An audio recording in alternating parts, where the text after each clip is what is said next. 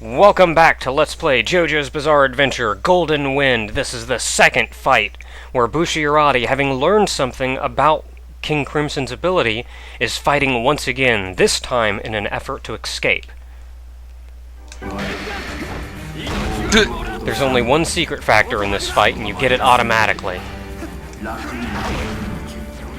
And actually knowing something about what his ability is, we actually see the time skip a little more clearly.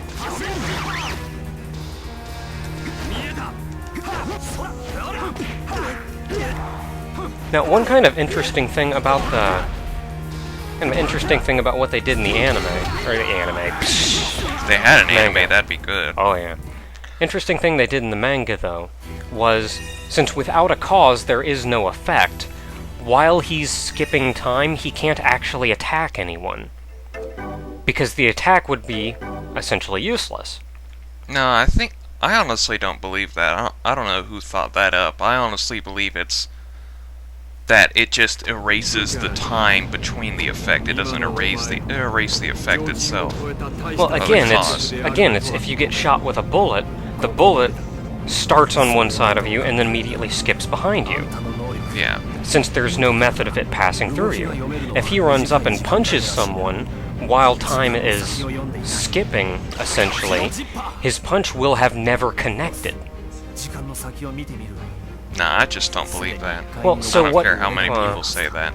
Well, so what he tended to do was use the time skip to set himself up for a perfect attack, and use it to dodge attacks perfectly, instead of so much attacking during the time skip. Because I don't really remember him ever actually attacking during a time skip. I think there's some occasions where he was about to attack somebody during a time skip. That might have ended with it, but, you know, the way you say that, it honestly, to me, sounds like saying the same thing about somebody going up a flight of stairs. They've started going up, then the time skip happens, they're halfway through it, and then the time skip ends, and they're basically at the beginning of the steps again. Well, I think its position is held, but nothing else. So you would skip to the end position. Even if you got punched and went flying, you'd skip to where you were flying, but since you never actually got punched... I don't know, folks. Figure it out yourselves. Anyway, Bruno has escaped from King Crimson. Yeah, Bruno has claimed Trish and escaped out of the cathedral thing they were in. Giorno's found him and healed him. And this is an important turning point in the series here. And Bushiroadi has deemed that Trish is now important to not let the boss get a hold of them, and now that they're going to betray the boss himself, which is what their shocked faces are for. Yeah, since Bruno did completely turn against the boss, actively fighting him, they're now enemies of the boss. However, it's only Bushiroadi that's an enemy of the boss. Nobody else has been officially declared one yet.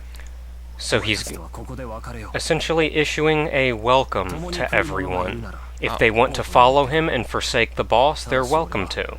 They do not have to, however. Now, Giorno, essentially being partnered up with Bushiroadi, is already waiting in the boat alongside Trish. Bushiroadi simply says, anyone that gets in the boat is turning against the boss. And Fugo here is just basically saying, I don't think anybody will get into the boat with you. And this is where we say goodbye to Fugo, even though I liked him as a character. Yeah, Fugo's a neat character overall. But his stand was just too powerful to honestly keep him in here. Yeah, he was technically written out because his stand was too powerful. I don't remember Abicho's reason for getting into the boat.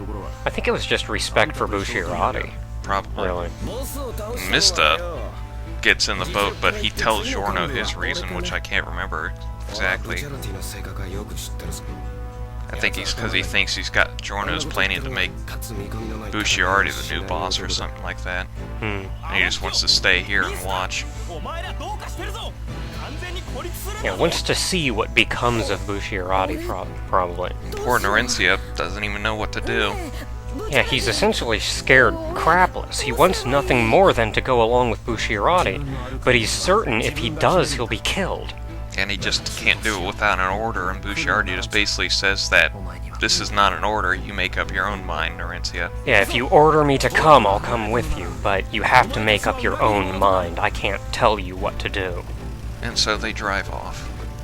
Norencia is staying uncertain. And Fugo just kind of completely in shock this whole thing.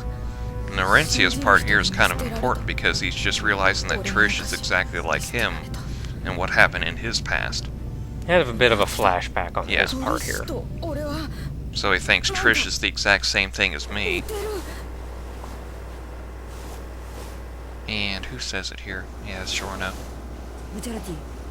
Tells him to stop the boat, and Norencia's following them. Alright, Norencia.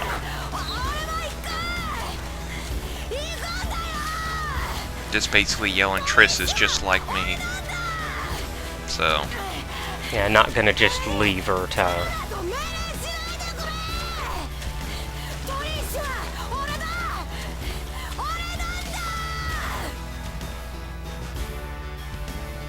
And there's your new group there. Yeah, and now for some actual plot development on Trish's part. Oh, and this is an important scene right here. Oh, is this one of the ones you have to advance yourself? No. Yep, this is pretty important here. Yeah, this is an important scene here. Giorno's holding Bruno's hands for some reason, and... well, it was Bushiarati actually cut himself on the... oh yeah, didn't he? It was like a loose nail on the boat. He essentially jammed his hand right through it, yet he was standing there like he couldn't feel it. So Giorno's informing him, doesn't that hurt at all? And he pulls his hand off. Oh, I must have slipped. But this is basically where he's holding his hand right now to heal him from the cut, and he's realizing he doesn't have a pulse going through him at all. Yeah. There is no pulse going through Bushiardi, and yet he is still walking and moving like he's a living person. Yeah, he's alive, yet he's dead. I don't know, they never really explain it. Well, Giorno keeps this to himself, though. Yeah. Now they're off to Venice, and now they have to figure out what they're supposed to do next, which basically is to find out anything they can about the boss. Yeah, and going by Trish's memories, she said there was the one location specifically. Yep, that's where she talks about it right now. That where her mother and father met.